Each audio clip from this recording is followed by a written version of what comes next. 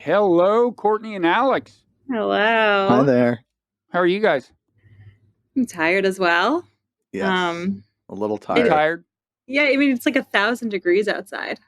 It really is. Doesn't I think help. that's actually what it is. No, it literally is 93 where I am, and you are Well, also on the East Coast. Yeah, I don't know what. I went outside for like 2 seconds, and now I have to sleep. Yeah. But I'll record first. Let me introduce us. Oh, right. So you are Courtney Rawlings, I am. and your friend here is Alex Jordan, although it's spelled like Jordan. True. And before I ask why it's pronounced that way, I want to say you guys are affiliated with the Quincy Institute and the co-hosts of this pretty darn new podcast called Always at War.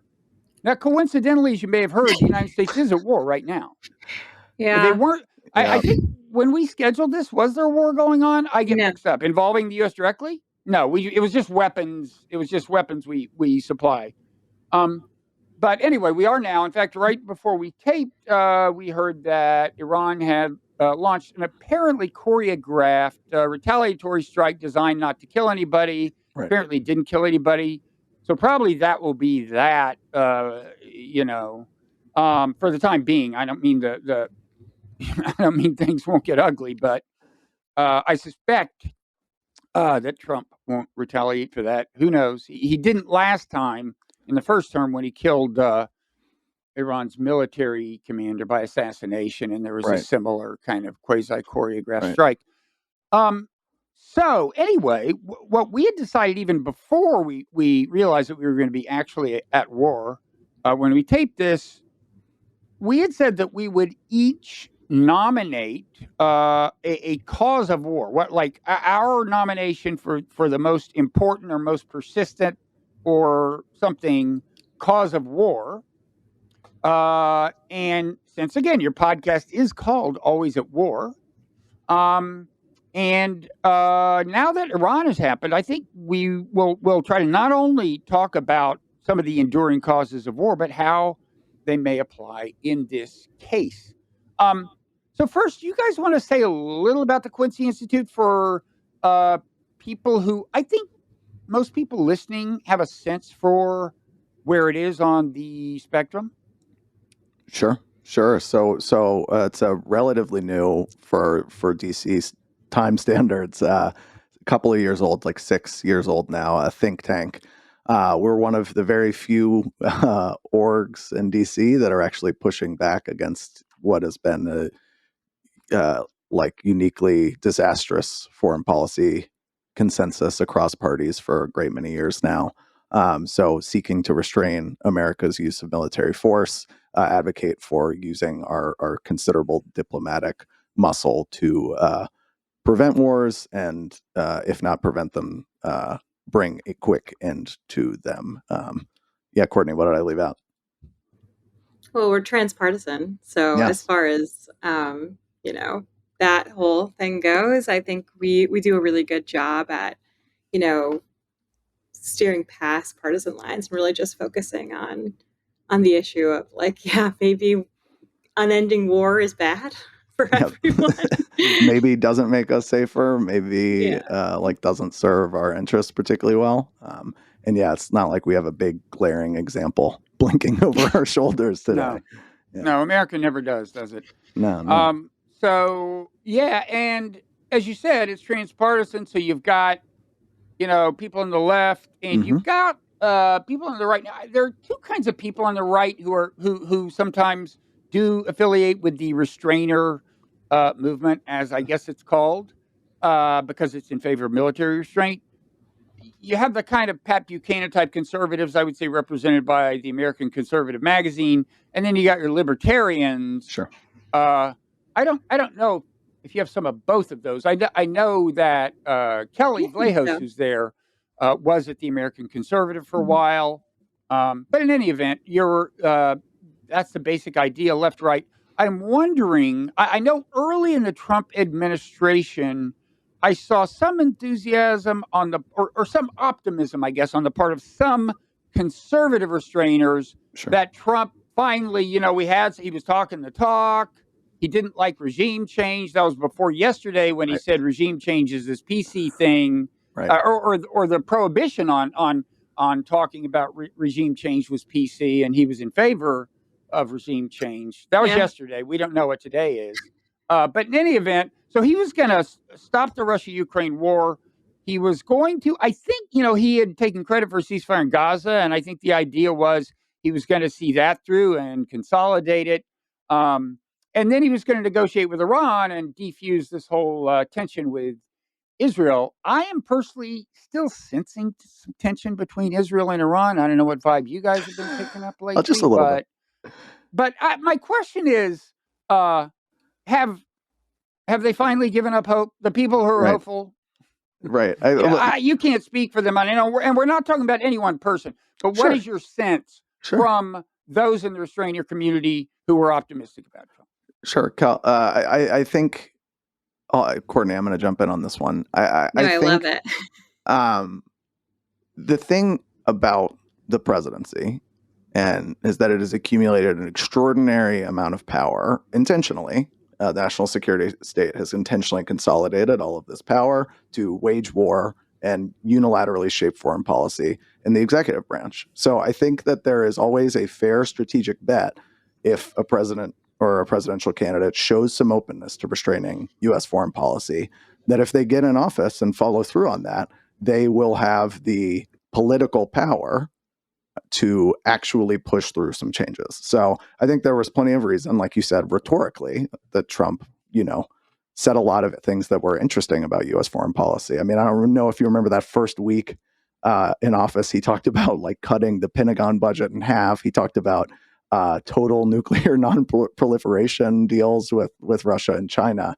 Obviously, that was big talk without follow through. But, the president has the ability to unilaterally reshape how America approaches the world. So I think it was a fair strategic bet to hold out hope that maybe he was going to do that. Now, I think the Iran case has made pretty clear that,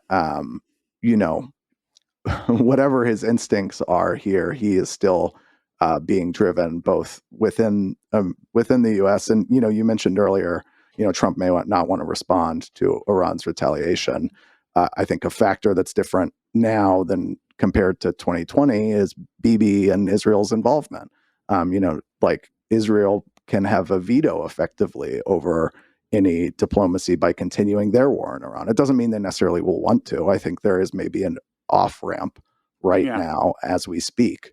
But I think the answer to that question is I think a lot of folks are disappointed to have seen this course of action. They're hopeful that maybe he'll take this off-ramp and de-escalation ahead. I don't think people have any regrets about betting on a change or hoping for a change is maybe a better way to put it. But I think this last week has made it pretty clear that when it comes down to it, Trump, like Biden before him, like Obama and Bush and you name it, favors military intervention as a way to solve problems. Even if he likes doing some of the diplomatic dance, ultimately, he has resorted to a military intervention that could have incredible costs and consequences. Yeah. Oh, I'm sure Israel will continue the fight for the time being. They say Bibi says he's got it about wrapped up. We'll see. And Courtney, have you turned in your MAGA hat? Is this? Yeah, I turned it in. No, I was pretty hopeful myself, looking at Trump's, incoming presidency. And I think the recent polls on just Iran kind of show that the expectations for Trump to be an anti-war or at least more critical of war president were foundational to his entire kind of spiel. I think just yesterday or 2 days, I don't remember, the majority of Republican voters were against the war with Iran. Those numbers have now flipped as people kind of fall in line. But I do think that kind of exposes or at least showcases, there was this kind of sense or tendency that we were going to actually do America first. As for the Quincy Institute, I think we're pretty used to being fluid with politicians. We take them at their word, and then we expect what you expect from a politician. So I think that cohort is understandably just riding the wave. Yeah. Okay. So let's move on to the three nominees for biggest or most enduring or something cause of war. Although first, why do you pronounce it Jordan? Is that just because your family history is in the South, your roots are in the South, and so you call the country of Jordan in the South? We still respect Jordan's sovereignty in the South, the country of Jordan. But yeah, Jordan is like an old Southern pronunciation, as my dad used to say. Like they did call it like the River Jordan in his church when they were when he was studying Bible. So I do think it's River Jordan is chilly and deep, as the church hymn lyric goes. Exactly. Yeah, and your father was in the Carter administration, right? Hamilton? Yes, sir. Yes, sir. He was in the Carter administration. He passed away before I really gained much political consciousness. So I really wish I could talk to him about this moment. Wish I could talk to him about he volunteered in Vietnam, not in the army, but for IVS, the volunteer services. Ended up getting exposure to Agent Orange, and ended up before he died of cancer. He had 6 or 7 different kinds of cancer. Died of mesothelioma, and that was among. That. Yeah, it was among my like radicalizing moments that like America was sending volunteers into these fields to like help the Vietnamese civilian population, and then also dropping Agent Orange on those same fields. And so I recently found like a poem he wrote from Vietnam talking about like ugly Americanism and like how we try and reshape the world in our own image. It was a real like full circle moment for me. Like I was in communication with him. Yeah. As I was telling you before we started, I still remember the cover of Rolling Stone back when it was only a physical magazine in the late 70s with him and Jody Powell. They were thought of as, I think, kind of the two people who had helped catapult Carter to office. They were his two big people. Now, did your father wind up being chief of staff or what? Yes. He originally, Carter didn't want a chief of staff because it was post-Nixon and it was trying to show like a new model of governance. But ultimately, they weren't able to really run the White House with that position. So my dad, he was eventually appointed to that. But then he also, he ran Carter's campaign. And I think probably his like enduring legacy is maybe I don't want to say for the best, but he was the one who told Carter like win the early primaries, get momentum, and go from there. Well, Carter had this. He was the first person to turn the Iowa caucuses into a big deal. That had been an ignored thing, and maybe it was your father who thought up the idea of, since nobody was paying attention to it, going there, winning, declaring victory, and saying, "Look, we got momentum. The rest is inevitable." Exactly. Worked. Exactly. Yeah, though he wrote a campaign memo in '72 laying out that exact strategy. Really? So, Really? Yep. So we have you personally to blame for all the coverage of the Iowa caucuses. Of course, and like partially for like the neoliberal turn too. So the whole thing. No, I haven't been holding you personally responsible for it. You can. Everybody can. I encourage that. One more thing about your father. What was I listening to? I think it was some deep dive history podcast about it was about handling the Shah of Iran, I think. And of course, Carter was pressured to let him have medical treatment in the U.S. We got some blowback for that. Did that help lead to the Iranian Revolution? I mean, let me say first, cut to the chase. I learned during that podcast, I don't remember details, but that your father was a restrainer. I mean, there was at the time that became evident that there was something about it who he had hoped, what kinds of people he had hoped would be in the foreign policy apparatus of the Carter administration.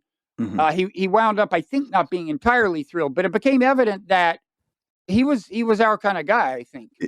He gave a like ill-fated quote, I think, after they won and before they got into the White House, where he's like, if Vance and Brzezinski are running the show, I'm resigning. And then that's who Carter appointed. So yeah, that's it. That's it. Yeah. But yeah, I mean, that moment certainly has a lot to do with now. And I would argue, 53 and the overthrow of Mossadegh has a lot to do with defining that relationship as well.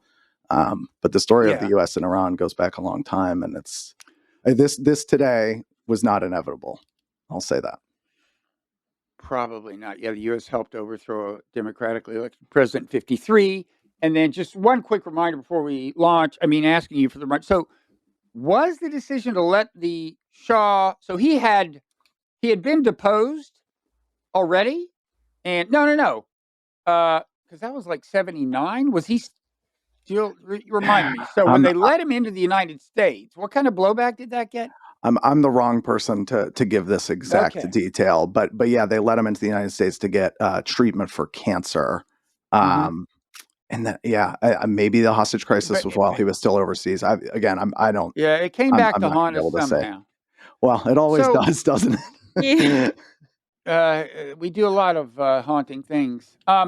So Courtney, Yeah. I think we had thought that maybe Alex would go first with his nominee for enduring cause of war, but since I just forced him to recite his entire family history, and you have already told me that your last name Rawlings has nothing to do with the sporting goods company Rawlings, which leads me to have no follow-up questions at all. I know. I'm like, Maybe, where's the questions about my father? yeah, A What's so great guy, interesting about your Brian Rawlings. How family? you doing? So why don't maybe you should go ahead and tell us name something that you think is often responsible for war.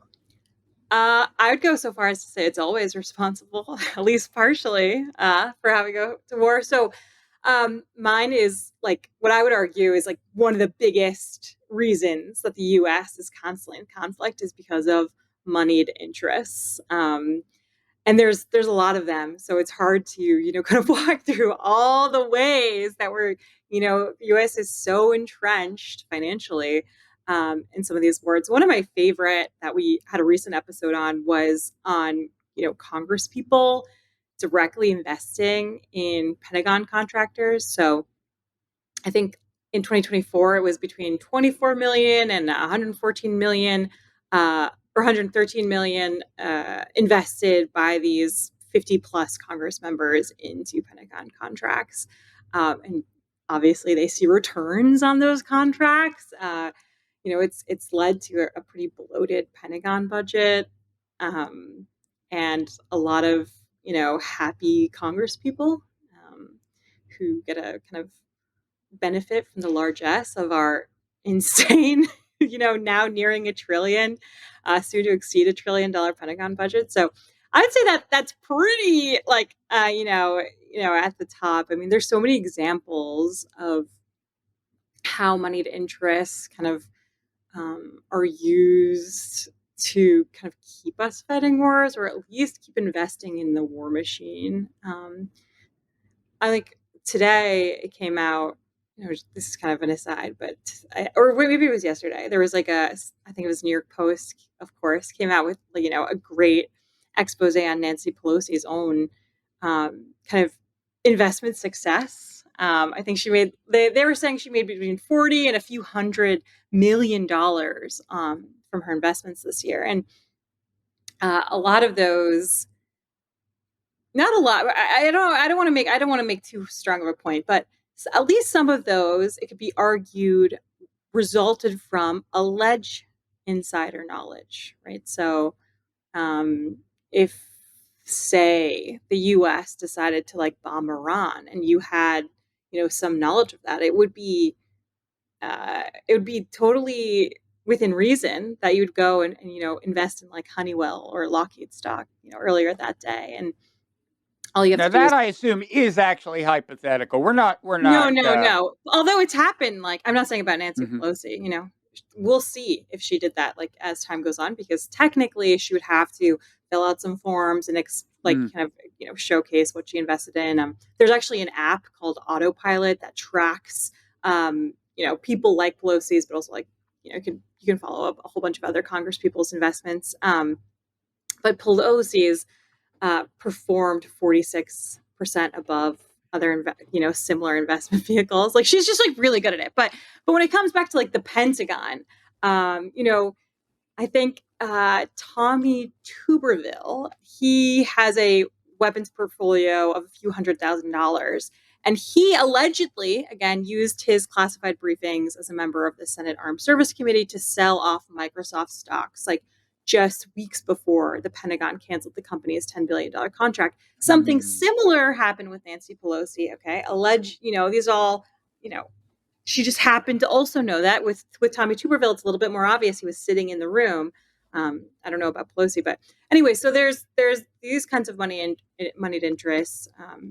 Do we know that Nancy Pelosi owns defense contractor stocks? Yes. Oh yeah, she does. Because I just want to freeze frame on something. She did something very provocative with respect to Taiwan. You remember she visited Taiwan, and everybody's like, Biden was like, no, no, no. Yes. Yeah. And I mean, that heightens that in some admittedly small measure, probably increases the chances of war. And in any event, if it even increases tensions, it's probably good for defense stocks in some sense in the long run. It's kind of outrageous.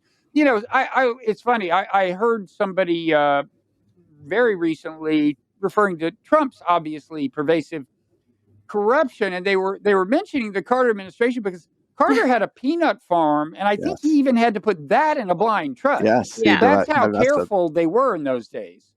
So I don't know exactly what happened. It's no longer the case now. I think like if you fail to disclose your investments, you get like a $200 fine. That's like as far as we've gone under the Stock Act, and like it's basically $200. Well, that'll stop Nancy Pelosi. That's 2 cartons of ice cream. Well, Jenny's is getting up there in prices these days, but you're exactly right. It's premium ice cream. I just on the Taiwan trip point. I mean, you see this. It's a really good point with Pelosi. Like she was, presumably holding some of these stocks at that time. But take another, China hawk. Mike Gallagher used to be the head of the China Select Committee. He left Congress to go work for Palantir, and since he's done that, he's penned half a dozen op-eds for Wall Street Journal about increasing military spending and countering China and getting serious about the China threat.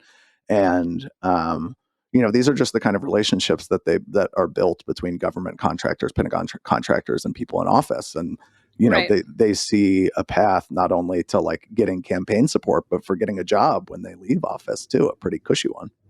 Yeah, I was going to say there's like pretty good evidence, that the Quincy Institute at least has.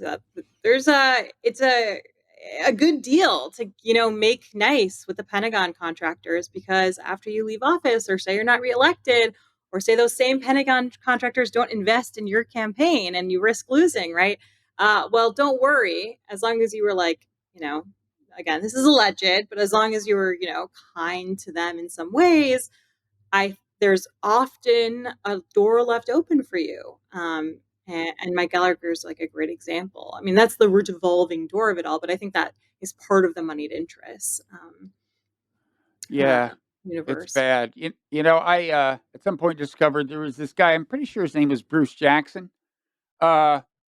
He was, I think, with Lockheed. This is back like 30 years ago or something.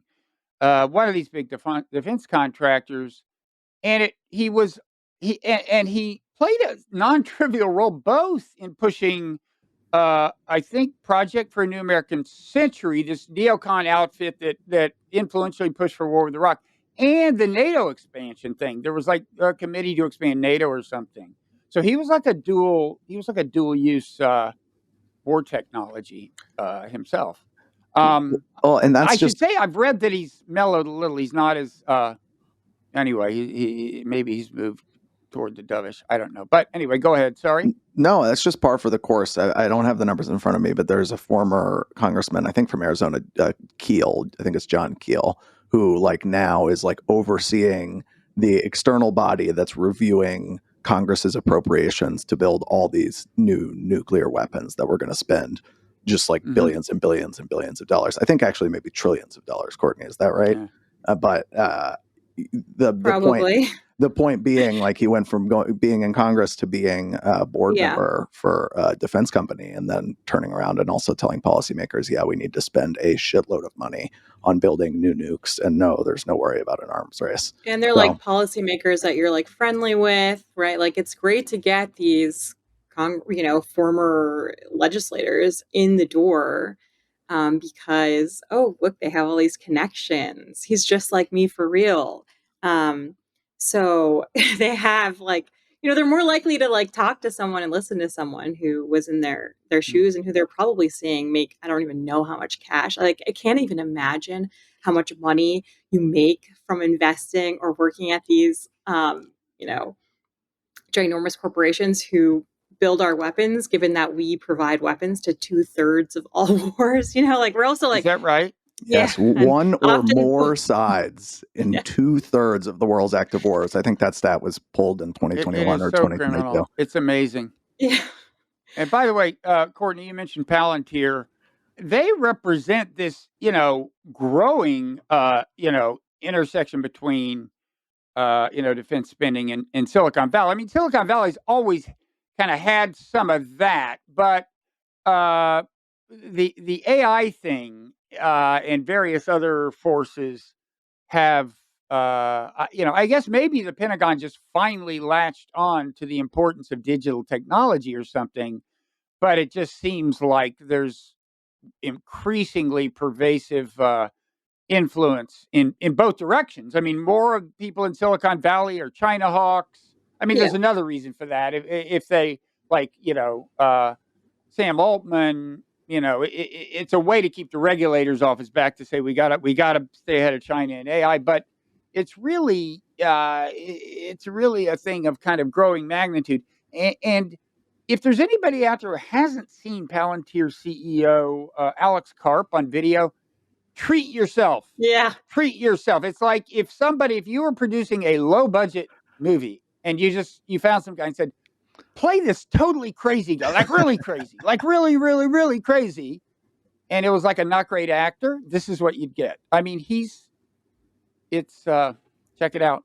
I mean, I sent this to Alex this morning. I mean, first of all, Alex Karp, I agree with you, Bobby. People have to go just Google him. They're also putting out these amazing commercials about why you should work for Palantir, where they're like, we're the cool guys. So what? Like, we're like kissing bombs. We think it's dope. Like, let's murder people, which is its own kind of sickening thing to watch. But I was sending Alex, I was like, we've got to invest in Palantir. There was like multiple articles out in the wake of Iran, of course, saying like, oh, if you invested like, let's say like $5,000 by 2040, you could have $1 million.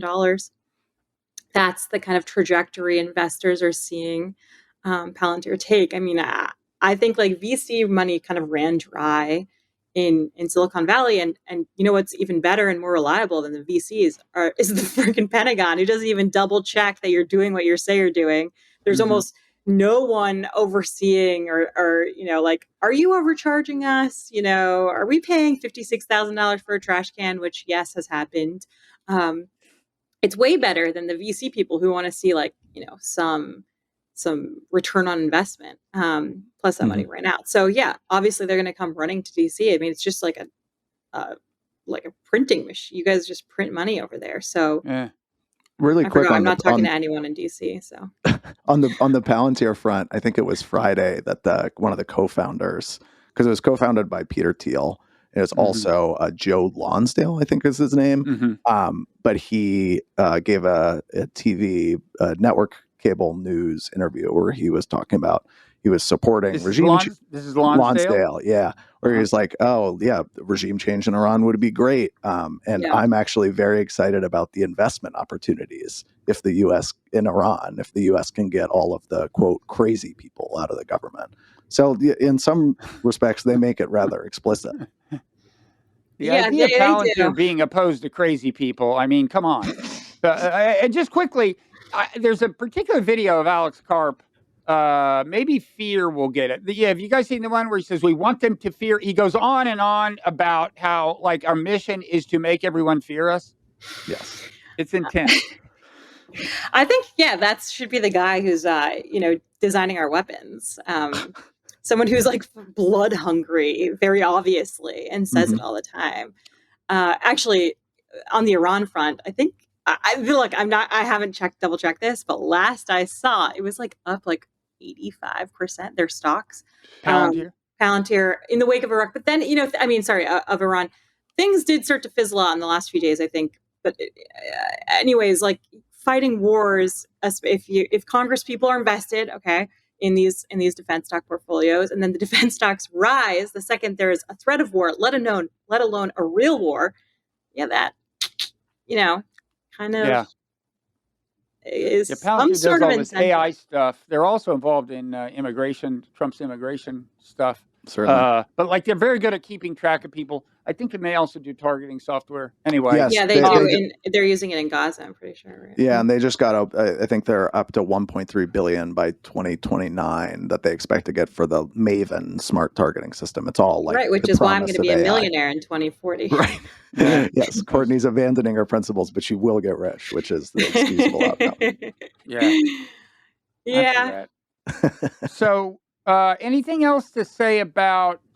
Yeah, I mean, you've got the whole revolving door thing at the Yeah. Pentagon. I mean, I could probably go on about this ways. for like hours, so Yeah, it's hard to say. I mean, like, I just do think like the fact that, you know, we are the arms dealer of the world, combined with the fact that our legislators either make money right now or later off those same sales, that can't be good, right? Like that, and I'll just say it's not, right? Like it's not good, and it certainly keeps us at war. So these people who, you know, are directly benefiting, you know, if whether or not we're threatening Iran or actually dropping bombs on them, there is an immediate return on investment from those postures. So there are people trying to make it illegal, but we'll see. I think there's just too much financial incentive. Yeah. Peace through strength. Yeah. So where's the peace? That's what we got. I'd love some of when that. Are they going to do the? When are they going to do the peace part? I keep being told we are the strongest, and yet. So what? One more Alex Karp thing. People should check out the piece by Connor Eccles in the Nonzero newsletter. It was months ago, but it's timeless. Okay. So Mr. Jordan, what is your nominee? Yes, I'm going to let you know. I'm so curious what yours is, Bob. I was wondering if we're going to have duplication. But I chose I think regular listeners can. Well, there's one of like 3 hobby horses. I guess they can choose. But go ahead. Okay. So I chose. So Courtney and I we discussed briefly before, and I think that the material interests are a very important part of the story. And I wouldn't be a good member of the left if I wasn't looking at material causes or material and structural forces. But I would like to talk about something a little more conceptual. That is American exceptionalism. I think that American exceptionalism and some of the foreign policy thinking that stems from it is like totally baked into how politicians in Washington, in both parties, talk about our foreign policy and our obligations when it comes to military strategy. I mean, it's bipartisan. Like, it's the reason why Bush and Biden can sound so similar. Like, after 9/11, Bush reminded everybody that we are the brightest beacon for freedom and opportunity in the world. And, Biden, after his October 7th speech, or I think it was like October 19th, he gave it, and it was asking for more military aid for Israel and the Ukraine war. He said, America is a beacon to the world. As my friend Madeleine Albright said, we are the indispensable nation. We see taller. We have this responsibility, being so strong and so smart, to run world affairs. And so, I think that a lot of Americans, I'll speak for myself, I'd be curious to hear from you guys. Like, I remember being taught about American exceptionalism. Like, I remember reading City on the Hill and learning about Manifest Destiny, like in my history classes growing up. And, I learned this was invoked for greatness, these ideas of America as this very special country that had these special obligations, in the founding of the country, in entering World War II and playing a decisive role in the defeat of Hitler. Even Lincoln in his 62 inauguration speech, he said, what was it? It was like, America is the last best hope for Earth, and, we must preserve it. And so we were taught that has this great opportunities, but then it was also misused to justify colonialism and, the Western expansion. And I think for me, I just learned that belief like ended after World War II, I guess. Like I just never applied it forward into our current foreign policy. But I think it's very prevalent. Like ultimately saying that America is the indispensable nation, that we're exceptional, that we have the special power and obligation, potentially from God, potentially secular obligation because we're meritocratically amazing. This is a way to say what America wants, what America says goes. If we are exceptional and we are so special, what we do in the world is de facto justifiable because we have to do it.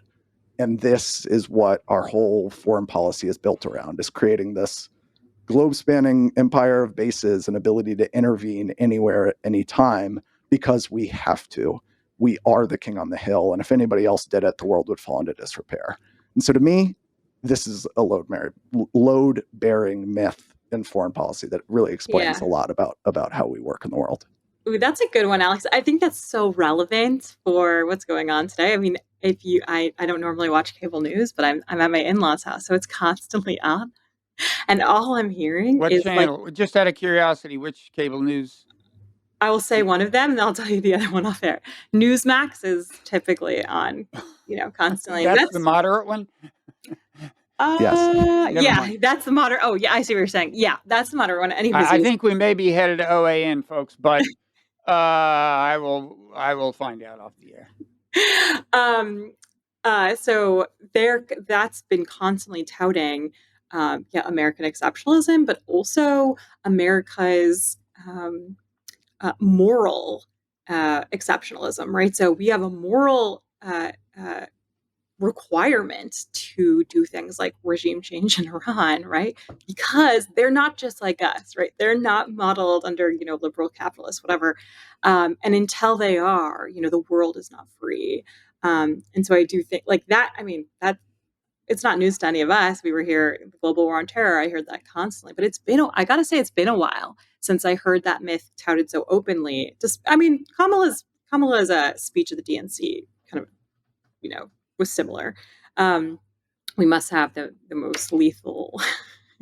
The most lethal military in the Sometimes I think I was hallucinating, but I'm pretty sure she threatened Iran in that speech. But no one ever is like, yeah, they definitely did. Anywho's, so I do think that's a good one, Alex. It is pretty conceptual, and yet it's like so concrete because if you turn on any news station right now, you're going to hear the same thing over and over again, and that's to justify a war that kind of seems unjustifiable in other terms. Not to go Thomas Friedman on y'all, but my wife and I were at a bar, and I'm in the southern. And a taxi cab driver walked in. Of course, exactly. Yeah, he took off his little cap. No, it was just some guy sitting across the bar from my wife and I. We live in California, and he just struck up a conversation or whatever, and unprompted brought up Iran. This was before the U.S. had intervened, but brought up Israel-Iran strikes, and he said, that guy's crazy. If we don't do it, nobody will. What else do we have this military for? And I do think that a lot of Americans have really internalized how we talk about America having this global responsibility, policeman of the world, et cetera. And it makes sense because no matter what generation you are in, like if you're like me, like the Iraq War was like a foundational political memory for me. Like, I was just in like growing my political consciousness post 9/11. Like I remember all of this talk about what we had to do and what our obligation was to the world and to freedom and to, democracy via, toppling Saddam. Or if you grew up in the Vietnam era and you remember like what America's responsibility was to roll back communism because who else was going to do it? And what would happen if Vietnam fell? What would it mean for the global order? So like we've constantly gotten different servings of this, but it's not just modern history either. Like go to the colonial wars. Like, there is something very exceptional about how the approach to the Philippines or you name it, like we are obligated to help these ill-thinking people to reorganize their society around the values we know that work best for humankind, work best for God, you name it. And you can go back. I think this logic is like applicable across many of America's like great historic crimes, like including like the slave trade and stuff.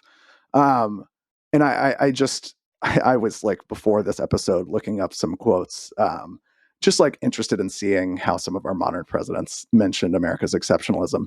Trump in this inaugural, I had totally forgotten. He said, America will soon be far more exceptional than ever before, which is like a perfect Trump construction. I think we're working on it. Yeah. But there was a great Obama quote, which was, I believe in American exceptionalism with every fiber of my being. But what makes us exceptional is not our ability to flout international norms and the rule of law. It is our willingness to affirm them through our actions. Applause break. And that's why I will continue to push to close Guantanamo Bay. So, Obama was that work out? You could have gone so many directions with that. Oh my gosh. but so that's why I'm going to continue to bomb Yemen.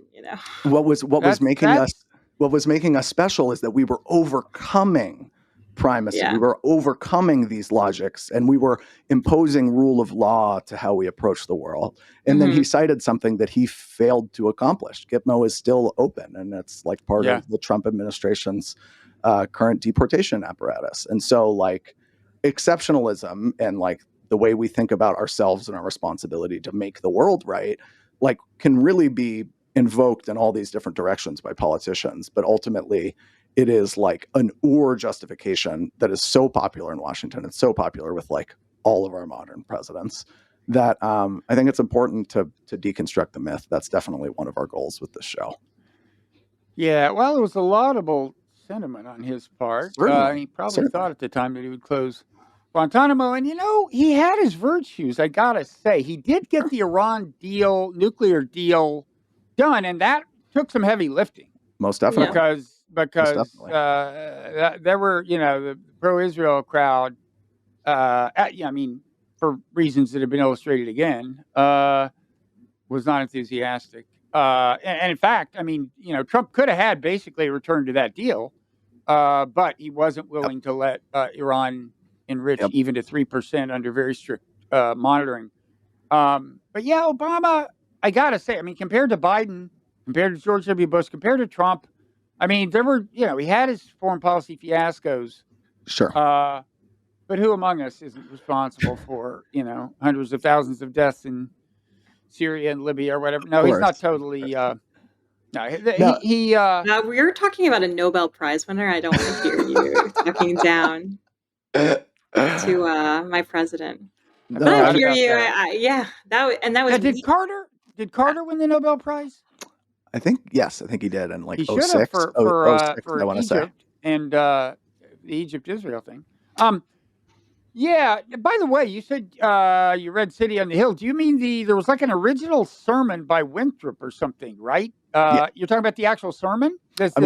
I remember it in like, my 7th grade history book. I was not reading the original show off text. Was studying in 7th grade. Yeah. I was being cool and not studying. I was just trying to unpack the world, man.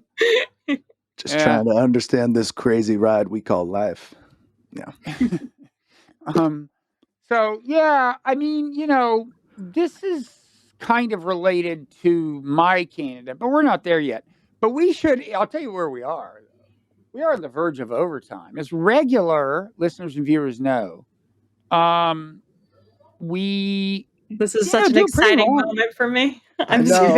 You've heard it so many times, and now you are part of it. I'm going behind the paywall, Mom. I'm with Bob in overtime.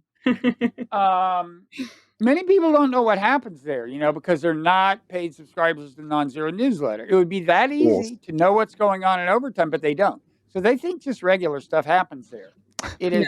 We're going to get crazy. You're about to find out. It's a lot wilder than that. Plus, listen, no offense to either of you, but we always save the deepest insights for overtime, and I will be unveiling my candidate for. And we may dwell a little bit on American exceptionalism first, just to let the drama build after we get it overtime. But anyway, if you wanna be part of the fun, you can become a paid subscriber to the Nonzero newsletter. Set up your own little podcast feed that will always have the overtimes. But anyway, thanks to people who, even if you're not going to do that, we thank them. I guess we thank them less than the ones who do it. We double to triple thank the ones who. Oh, I see. That's nice. That's nice. Who do come in overtime. We give mere thanks to the Yeah. freeloaders, because we don't call them freeloaders, because they're actually not, they're not getting into overtime anyway. So okay, look, I've said enough. My much noted marketing skills have been displayed enough, I think. So okay, thanks everybody.